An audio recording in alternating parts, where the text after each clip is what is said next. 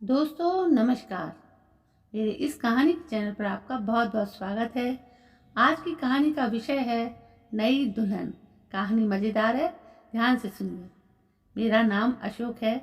मैं एक middle class family से हूँ। मैंने मेरे घर वालों को कहा था कि जब तक मैं अच्छी नौकरी नहीं करता शादी नहीं करूँगा। मैं बैंक के लिए तैयारी कर रहा था, जिसमें काफ़ी समय लग गया। इस कारण मेरी उम्र 32 साल की हो गई, लेकिन मेरी नौकरी अच्छी लग गई थी। अब मेरे घर वालों को मेरी शादी की चिंता सताने लगी थी। उन्होंने कई जगह मेरे रिश्ते की बात चलाई, लेकिन कुछ बात नहीं बनी। हर जगह कुछ ना कुछ समस्या हो जाती थी। इन्हीं सब बातों में 1 साल और बीत गया। मेरे मम्मी और पापा को अब ज़्यादा टेंशन होने लगी थी। वो सुबह शाम बस मेरी शादी की फिक्र ही किया करते थे। लेकिन फिर एक दिन उनकी कोशिश रंग लाई। काफ़ी दिनों तक ढूंढने के बाद एक रिश्ता आया था जो घर वालों को जमा था। वो लोग गांव के थे और हमसे करीब थे। घर वालों ने मुझे उस लड़की की तस्वीर दिखाई। लड़की अच्छी थी। मैंने कहीं और शहर में नौकरी करता था। मम्मी और पापा ने लड़की को उसके घर जाकर देखा था। मुझे भी कहा था कि लेकिन मैं आ नहीं पाया। मम्मी को लड़की पसंद आ गई थी। मम्मी ने कहा कि अब बस शादी जल्दी से करना है। शादी का ऐसा योग बन रहा था कि या तो शादी 15 दिन में हो या फिर 2 साल बाद, लेकिन अब शादी को टाला नहीं जा सकता था। इसलिए शादी 15 दिन में होना ही तय हो गया था। इतने कम समय में अब मेरा लड़की देखने जाना हो नहीं सकता था, इसलिए मैं अब शादी के लिए ही छुट्टियां लेकर आ गया। मैं शादी के 5 दिन पहले ही आ गया। शादी की तैयारियां चल रही थी। बहुत जल्द में सब तैयारियां पूरी करनी पड़ी और फिर शादी का समय आ गया। शादी वाले दिन हम लोग बारात लेकर लड़की वालों के यहाँ पहुँच गए। वहाँ सबके चेहरे देख मुझे कुछ अजीब सा लगा।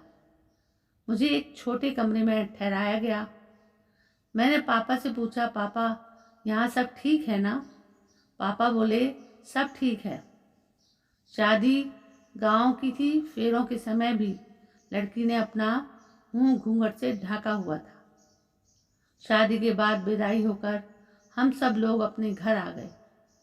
घर आने पर मेरी सुहाग रात के पहले ही मेरी मम्मी और पापा मुझे अकेले में ले जाकर कुछ ऐसा बताते हैं जो मैंने पहले नहीं सुना। वो बोले कि बेटा, हमारे घर में एक रिवाज है और एक प्रथा है कि शादी होने के 15 दिनों तक दूल्हा अपनी दुल्हन का मुंह नहीं देखता। मैंने बोला, ये क्या? आज से पहले तो आपने कभी इसके बारे में मुझे बताया नहीं। वो बोले कि पहले नहीं बता सकते थे क्योंकि पहले बताना अशुभ होता, इसलिए यह शादी के बाद ही बताया जाता है। मुझे समझ नहीं आ रहा था कि ये बात एकदम से कैसे आ गई, लेकिन फिर मम्मी पापा के ज़्यादा जोर देने के बाद मुझे मानना ही पड़ा। पिताजी ने मुझे एक काला कपड़ा भी दिया। कहा कि इससे बांध कर ही कमरे में जाना, गलती से इसे खोलना नहीं। मेरे मन में कई तरह के सवाल और विचार आ रहे थे, लेकिन मुझे उनकी बात माननी पड़ी क्योंकि वो जिस तरह से मुझे समझा रहे थे, मुझे उनकी आंखों में थोड़ा डर भी दिखाई दे रहा था। इसलिए मैंने उनकी बात मान ली। मैं काला कपड़ा लेकर अपने कमरे में गया, दरवाज़ा बंद किया और मेरी पत्नी सेज पर मुंह ढाके पहले ही बैठी थी। मैंने अभी काला कपड़ा अपनी आंख पर नहीं बांधा था। मैं उसके पास गया तो सबसे पहले जो उसने कहा वो था, आपको मम्मी पापा ने सब समझा दिया है ना? मैंने पूछा, उन्होंने तुम्हें भी कहा होगा? वो बोली, हाँ, मुझे भी उन्होंने कहा है और हमें उसका पालन करना होगा। आपको सिर्फ मेरा मुंह नहीं देखना है। 15 दिनों तक मेरी पत्नी मेरे सामने थी, लेकिन मैं उसका मुंह नहीं देख सकता था। मैंने अपना काला कपड़ा उसे दे दिया और उसकी ओर पीठ करके बैठ गया। उसने कपड़ा मेरी आंखों में जोर से बांध दिया। कपड़ा बांधने के बाद मैंने उसके हाथों को अपने हाथों में लिया। बहुत ही कोमल थी। उसके बाद मैंने करीब आधी रात तक उससे बहुत सारी बातें की। मैं उसे नहीं देख पा रहा था, लेकिन उसकी तस्वीर मैंने देखी थी। इस तरह बंद आंखों के बीच हमारे नए जीवन की शुरुआत हो रही थी। दिन में भी इस बात का विशेष ध्यान रखना पड़ता था। वो पूरा समय घूंघट में ही रहती थी। शादी के पहले मुझे प्यार क्या होता है इसका पता नहीं था, लेकिन शादी के बाद मुझे अपनी पत्नी से प्यार हो गया था। मैं बड़ी बेसब्री से 15 दिन खत्म होने का इंतजार कर रहा था। दिन दिन निकलते रहे और मेरा प्यार बढ़ता गया। आखिर 15 दिन हो गए। मैंने अपनी मम्मी और पापा से कहा कि आज 15 दिन पूरे हो गए हैं, कुछ पूजा या दूसरा उपाय तो नहीं करना है। उन दोनों के चेहरे पर एक अजीब सी घबराहट थी। मुझे समझ नहीं आया कि क्यों। वो लोग बोले नहीं, कुछ नहीं। मैंने उनसे फिर पूछा कि क्या कुछ बात है, आप इस तरह से क्यों लग रहे हैं। वो बोले कुछ नहीं। उस रात मैं कमरे में गया।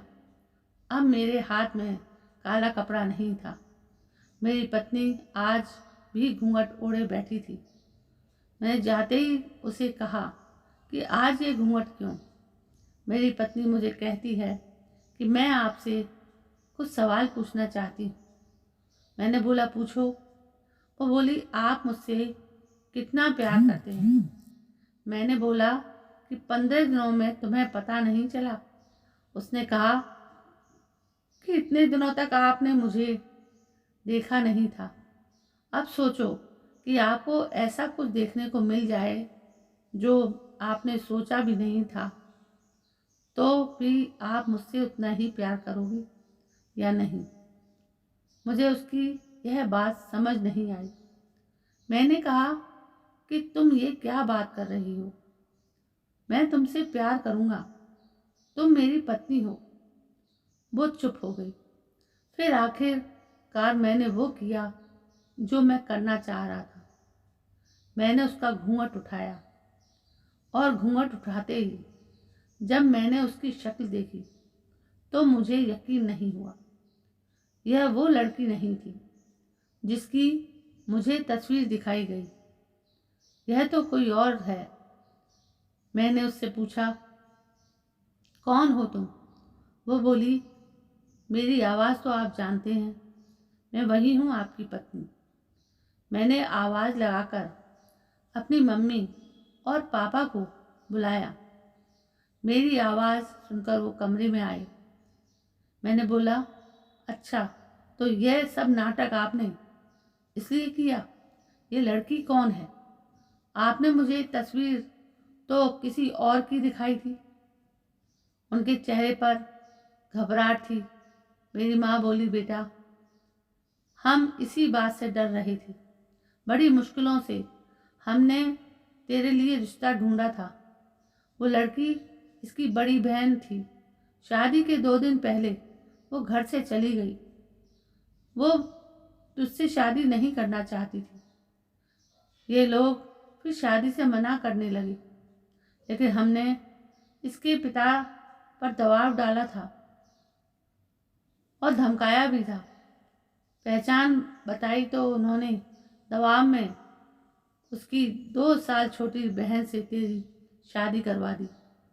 हम तुझे बताते तो तू हमें ऐसा नहीं करने देता। सच जानकर तू कभी शादी नहीं करता, इसलिए तुझसे छुपाया। तुम दोनों सही मायने में पति पत्नी बन जाओ, इसलिए 15 दिन वाला नाटक किया ताकि बाद में तू उसे छोड़ नहीं सके। उनकी बात सुनकर मुझे यकीन नहीं हुआ। मैंने कहा कि आपने अपने बेटे की शादी के लिए किसी को धमकाया था। आपने मुझे भी झूठ बोला और आपको बिल्कुल भी शर्म नहीं आई। आपने इस लड़की की मर्जी के बिना जबरदस्ती मुझसे शादी करवा दी। उसके बाद भी यह आप लोगों की बात मान रही है। मम्मी और पापा बोले कि हमने ये सब तेरे लिए किया बेटा। मैंने कहा यह आपने मेरे लिए नहीं अपने लिए किया, ताकि मेरी शादी के बोझ से आप बरी हो जाएं। अगले दिन मैं बिना कुछ बोले सुबह अपने काम पर चला गया, लेकिन वहाँ जाने पर मुझे लगा इसमें उस लड़की की क्या गलती है। वो पहले ही जबरदस्ती का शिकार हुई है। मैं यही सोचता रहा और मुझे उसकी आवाज़ से भी प्यार हो गया था। मैं 2 दिन बाद ही अपने घर वापस आया। मैं उसे लेकर उसके घर गया। उसके घर वालों से माफ़ी मांगी। उनकी आंखों में आंसू थे। फिर मैंने उससे पूछा, क्या तुम मुझसे प्यार करती हो? वो बोली कि मैं अपने आप को खुशकिस्मत मानती हूँ कि आप जैसा पति मुझे मिला। जो भी हुआ वो हम दोनों को मिलाने के लिए ही हुआ था। मैं आपके लिए और आप मेरे लिए ही बने हैं। तभी अपने आप रास्ते बनते गए। इसकी इन्हीं बातों पर मैं उसे और ज़्यादा प्यार करने लगता। अब मेरा फ़र्ज़ है कि मैं उसे दुनिया भर की खुशियाँ दूँ। तो दोस्तों, कभी कभी ऐसे रिश्ते भी हो जाते हैं, बिगड़ते बिगड़ते बात बन जाती है और रिश्ते मधुर हो जाते हैं। तो बताइए ये नई कहानी आपको कैसी लगी? ये कहानी पसंद आई हो तो प्लीज़ मेरे इस चैनल को सब्सक्राइब करें, लाइक करें, शेयर करें और कमेंट भी करें। कल मैं फिर हाजिर होती हूँ आपके सामने एक नई कहानी को लेकर। तब तक के लिए जय हिंद, वंदे मातरम।